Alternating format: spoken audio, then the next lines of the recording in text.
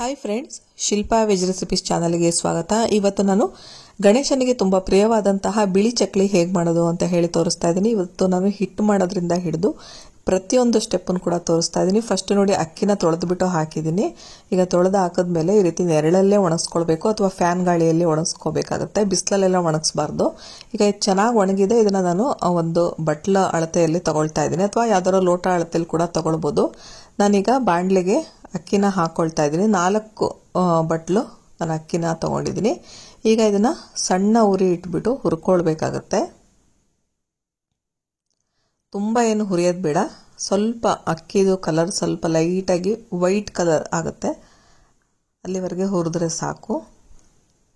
ಮತ್ತು ಸ್ವಲ್ಪ ಕೈಗೂ ಕೂಡ ಅಷ್ಟೇ ಬಿಸಿ ಆಗಬೇಕು, ಅಲ್ಲಿ ತನಕ ಹುರ್ಕೊಂಡ್ರೆ ಸಾಕು. ಈಗ ನೋಡ್ತಾ ಇರ್ಬೋದು, ಅಕ್ಕಿ ಈ ಹದದಲ್ಲಿ ಹುರಿದ್ರೆ ಸಾಕಾಗುತ್ತೆ.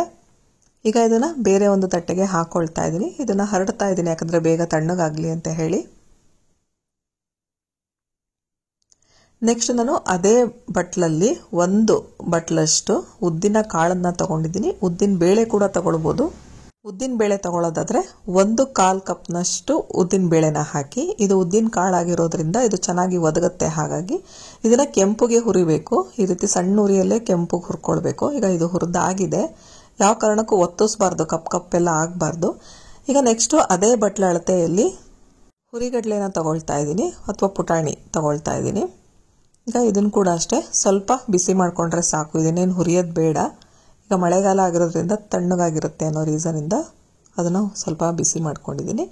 ನೆಕ್ಸ್ಟು ಉಪ್ಪನ್ನ ಹಾಕೊಳ್ತಾ ಇದ್ದೀನಿ. 1.5 ಟೇಬಲ್ ಸ್ಪೂನ್ನಷ್ಟು ಉಪ್ಪನ್ನ ಹಾಕೊಂಡ್ರೆ ಸಾಕು. ಉಪ್ಪನ್ನ ಹಾಕಿ ನಾವು ಹಿಟ್ಟು ಮಾಡಿಸಿ ಇಟ್ಕೊಂಡ್ರೆ ತುಂಬ ದಿವಸಗಳ ಕಾಲ ಇಡಬಹುದು. ಹಾಗಾಗಿ ಉಪ್ಪನ್ನು ಕೂಡ ಹಾಕೊಳ್ತಾ ಇದ್ದೀನಿ. ಈಗ ಇದು ಕಂಪ್ಲೀಟ್ ತಣ್ಣಗಾಗಬೇಕು. ಈಗ ನೋಡ್ತಾ ಇರ್ಬೋದು, ತಣ್ಣಗಾಗಿದೆ. ಈಗ ತಣ್ಣಗಾದ್ಮೇಲೆ ನಾನು ಬೇರೆ ಒಂದು ಡಬ್ಬಕ್ಕೆ ಹಾಕ್ಕೊಂಡು ಇದನ್ನು ಮಿಷಿನಿಗೆ ತೊಗೊಂಡೋಗ್ತಾ ಇದ್ದೀನಿ. ಮಿಕ್ಸಿಯಲ್ಲಿ ಹಾಕಿ ಕೂಡ ಪುಡಿ ಮಾಡ್ಕೊಳ್ಬೋದು. ನಾನು ಹಿಟ್ಟಿನ ಗಿರಣಿಗೆ ತೊಗೊಂಡೋಗ್ತಾ ಇದ್ದೀನಿ. ಈಗ ಹಿಟ್ಟಿನ ಗಿರಣಿಗೆ ಹೋಗಿದ್ದೀನಿ. ಅಲ್ಲಿ ಫಸ್ಟು ನಾನು ಅಕ್ಕಿನ ಹಾಕಿಸ್ಕೊಂಡಿದ್ದೆ. ಅಕ್ಕಿ ಹಾಕ್ಸಿದ ಮೇಲೆ ನಂತರ ನಾನು ಚಕ್ಲಿ ಹಿಟ್ಟನ್ನು ಹಾಕಿಸ್ಕೊಳ್ತಾ ಇದ್ದೀನಿ. ಗೋಧಿ ಹಾಕ್ಸಿದ್ರ ಮೇಲೆ ಬೇರೆ ಏನೇ ಹಾಕ್ಸಿದ್ರ ಮೇಲೂ ಕೂಡ ಹಾಕಿಸ್ಬಾರ್ದು. ಫಸ್ಟು ಅಕ್ಕಿನ ಹಾಕಿಸ್ಕೊಳ್ಬೇಕು, ನಂತರ ನಾವು ಚಕ್ಲಿ ಹಿಟ್ಟನ್ನು ಮಾಡಿಸ್ಕೊಳ್ಬೇಕು. ಆವಾಗ ವೈಟಾಗಿ ಚೆನ್ನಾಗಿ ಬರುತ್ತೆ ಚಕ್ಲಿ. ಈಗ ಆಗಿದೆ. ನಾನು ಮಿಷಿನಿಗೆ ಹೋಗಿ ಹಾಕಿಸ್ಕೊಂಡು ಬಂದಿದ್ದೀನಿ. ಈಗ ಇದನ್ನು ಓಪನ್ ಮಾಡಿ ಇಡಬೇಕು. ಇದನ್ನು ಹಾಗೆ ಮುಚ್ಚಿಡಬಾರ್ದು. ಈಗ ನೆಕ್ಸ್ಟ್ ಚಕ್ಲಿ ಮಾಡುವಾಗ ನಾನು ಇದನ್ನು ಕೂಡ ಅಷ್ಟೇ ಬಟ್ಲು ಅಳತೆಯಲ್ಲೇ ತಗೊಳ್ತಾ ಇದ್ದೀನಿ, ಅಥವಾ ಲೋಟ ಅಳತೆ ಕೂಡ ತಗೊಳ್ಬೋದು. ನಾನು 2 ಬೌಲ್ನಷ್ಟು ಚಕ್ಲಿ ಹಿಟ್ಟನ್ನ ತಗೊಂಡಿದ್ದೀನಿ.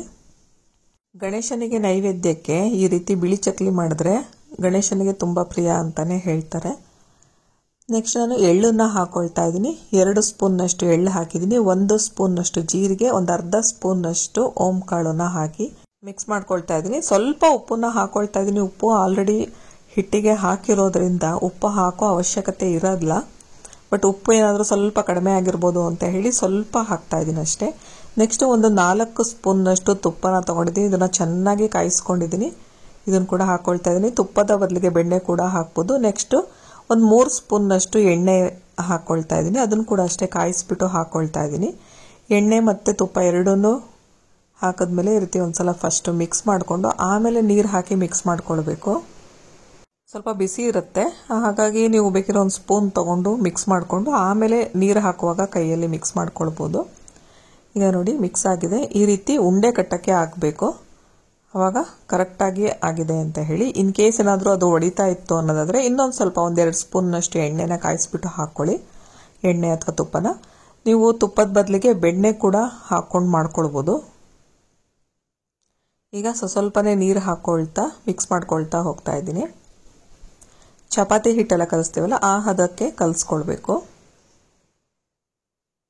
ಒಂದೇ ಸಲ ಜಾಸ್ತಿ ನೀರು ಹಾಕು ಕೂಡ ಕಲಿಸ್ಬಾರ್ದು. ಸ್ವಲ್ಪನೇ ನೀರು ಹಾಕೊಳ್ತಾ ಕಲಿಸ್ಬೇಕು.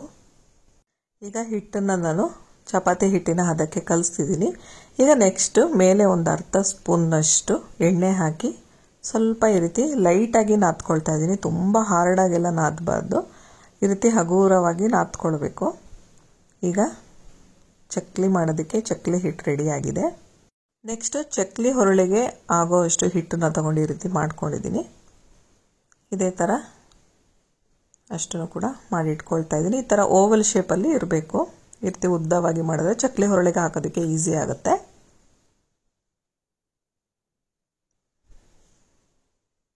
ನೆಕ್ಸ್ಟ್ ಈಗ ಬಾಳೆ ಎಲೆ ಇಟ್ಕೊಂಡಿದ್ದೀನಿ, ಜೊತೆಗೆ ಚಕ್ಲಿ ಹೊರಳನ್ನ ಕೂಡ ತಗೊಳ್ತಾ ಇದ್ದೀನಿ. ಈಗ ಚಕ್ಲಿ ಹೊರಳನ್ನ ಈ ರೀತಿ ಫಿಕ್ಸ್ ಮಾಡಿಕೊಂಡು ಈಗ ಇದಕ್ಕೆ ಎಣ್ಣೆನ ಹಾಕ್ಕೊಳ್ತಾ ಇದ್ದೀನಿ. ಕಂಪ್ಲೀಟಾಗಿ ಎಣ್ಣೆನ ಅಪ್ಲೈ ಮಾಡಬೇಕು. ಹಿಟ್ಟು ಅಂಟಬಾರದು ಹೊರಳಿಗೆ ಅನ್ನೋ ರೀಸನಿಂದ ಈ ರೀತಿ ಎಣ್ಣೆ ಮತ್ತೆ ಮೇಲೆ ಹಾಕಬೇಕಾಗತ್ತೆ. ಹಿಟ್ಟಿಗೂ ನಾನು ಕೊನೆಯಲ್ಲಿ ಎಣ್ಣೆ ಹಾಕಿ ನಾದಿದ್ದೆ ಅಲ್ವಾ, ಸೊ ಹಾಗಾಗಿ ಏನು ಜಾಸ್ತಿ ಹಾಕಲೇಬೇಕಂತಿಲ್ಲ. ನೆಕ್ಸ್ಟು ಚಕ್ಲಿ ಹಿಟ್ಟನ್ನು ಹೊರಳಿಗೆ ಹಾಕಿ ಈಗ ಇದನ್ನು ಫಿಕ್ಸ್ ಮಾಡ್ಕೊಳ್ತಾ ಇದ್ದೀನಿ. ಈ ಚಕ್ಲಿ ತಿನ್ನೋದಕ್ಕೆ ತುಂಬಾ ಹಗುರವಾಗಿರುತ್ತೆ, ಮಕ್ಕಳು ಕೂಡ ತಿನ್ಬೋದು. ಯಾಕಂದರೆ ಯಾವುದೇ ರೀತಿ ಖಾರನ ನಾವು ಹಾಕ್ಕೊಳ್ತಾ ಇಲ್ಲ, ಹಾಗೆ ಬಿಳಿ ಚಕ್ಲಿ ಆಗಿರೋದ್ರಿಂದ ಯಾವುದೇ ರೀತಿ ಖಾರ ಹಾಕದೆ ನಾವು ಮಾಡ್ತಾ ಇದ್ದೀವಿ. ಈಗ ನೆಕ್ಸ್ಟ್ ನಾನು ಚಕ್ಲಿನ ಹಾಕ್ಕೊಳ್ತಾ ಇದ್ದೀನಿ. ಈ ರೀತಿ 3 ಸುತ್ತು ಸುತ್ತಬೇಕು, 3 ಅಥವಾ 4 ಸುತ್ತು. ನಿಮಗೆ ಏನಾದರೂ ಸ್ವಲ್ಪ ಚಕ್ಲಿ ಸೈಜು ದೊಡ್ಡದಾಗಿರಬೇಕು ಅನ್ನೋದಾದರೆ 4 ಸುತ್ತು ಸುತ್ತಿ. ಸಾಮಾನ್ಯವಾಗಿ ಎಲ್ಲರೂ ಕೂಡ 3 ಸುತ್ತು ಸುತ್ತಾರೆ. ಫಸ್ಟು ಸಣ್ಣದಾಗಿ ರೌಂಡ್ ಮಾಡಿಕೊಂಡು ಈ ರೀತಿ 3 ಸುತ್ತು ಸುತ್ತಿದ ಮೇಲೆ ಕೊನೆಯಲ್ಲಿ ಏನಿರುತ್ತಲ್ಲ ಅದನ್ನು ಸ್ವಲ್ಪ ಪ್ರೆಸ್ ಮಾಡ್ಕೊಳ್ಬೇಕು. ಈ ರೀತಿ ಕೊನೆಯಲ್ಲಿ ನಾವು ಈ ಥರ ಪ್ರೆಸ್ ಮಾಡೋದ್ರಿಂದ ಎಣ್ಣೆಗೆ ಹಾಕಿದ ತಕ್ಷಣ ಚಕ್ಲಿ ಹಿಂಗೆ ಬಿಟ್ಕೊಳ್ಳೋದಿಲ್ಲ, ನೀಟಾಗಿ ಇದೇ ನಾವೇನು ಶೇಪಲ್ಲಿ ಹಾಕಿರ್ತೀವೋ ಅದೇ ಶೇಪಲ್ಲಿ ಇರುತ್ತೆ. ಅಳತೆ ಪ್ರಕಾರ ಕರೆಕ್ಟಾಗಿ ಮಾಡಿಕೊಂಡ್ರೆ ಹಗುರವಾಗಿ ಚಕ್ಲಿ ಚೆನ್ನಾಗಿ ಆಗುತ್ತೆ. ಒಂದೇ ಸಲ ಈ ಥರ ಚಕ್ಲಿನ ಒತ್ತಿಟ್ಕೊಳ್ಬಾರ್ದು. ಇದೊಂದು 2 ಬ್ಯಾಚಲ್ಲಿ ಕರಿಯೋದಕ್ಕೆ ಮಾಡಿ ಇಟ್ಕೊಂಡಿದ್ದೀನಿ. ಈಗ ಎಣ್ಣೆನ ಕಾಯಕ್ಕೆ ಇಟ್ಕೊಂಡಿದ್ದೀನಿ. 1 ಚಿಟಿಕೆಯಷ್ಟು ಉಪ್ಪನ್ನ ಹಾಕ್ಕೊಳ್ತಾ ಇದ್ದೀನಿ. ಈ ರೀತಿ ಉಪ್ಪು ಹಾಕೋದ್ರಿಂದ ಚಕ್ಲಿ ಜಾಸ್ತಿ ಎಣ್ಣೆ ಹೀರ್ಕೊಳ್ಳೋದಿಲ್ಲ. ನೋಡಿ, ನಾನು ಎಣ್ಣೆ ಕಾಯಿಸೋದಕ್ಕೂ ಮುಂಚೆನೇ ಹಾಕಿದ್ದೀನಿ. ಚಕ್ಲಿ ಏನಾಯ್ತಂದ್ರೆ ಕೆಳಗಡೆನೆ ಇಟ್ಕೊಂಡಿತ್ತು, ಮೇಲ್ಗಡೆ ಬರಲಿಲ್ಲ. ನಾನು ಸ್ಪೂನ್ನ ಸಹಾಯದಿಂದ ಅದು ಮೇಲ್ ಬರೋ ಹಾಗೆ ಮಾಡಿದೆ. ಸೊ ಈ ರೀತಿ ಆಗಬಾರ್ದು. ಚಕ್ಲಿ ಪರ್ಫೆಕ್ಟಾಗಿ ಹಗುರವಾಗಿ ಬರಬೇಕು ಅನ್ನೋದಾದರೆ ಎಣ್ಣೆ ಚೆನ್ನಾಗಿ ಕಾಯಿಸ್ಕೊಂಡಿರಬೇಕು, ಮತ್ತು ನಾವು ಮೀಡಿಯಂ ಫ್ಲೇಮ್ನಲ್ಲೇ ಇಡಬೇಕು. ಈ ರೀತಿ ಮಾಡಿದ್ರೆ ಚಕ್ಲಿ ಸ್ವಲ್ಪ ಗಟ್ಟಿಯಾಗಿರುತ್ತೆ. ಇದು ನೋಡಿ ಸ್ವಲ್ಪ ಗಟ್ಟಿಯಾಗಿದೆ.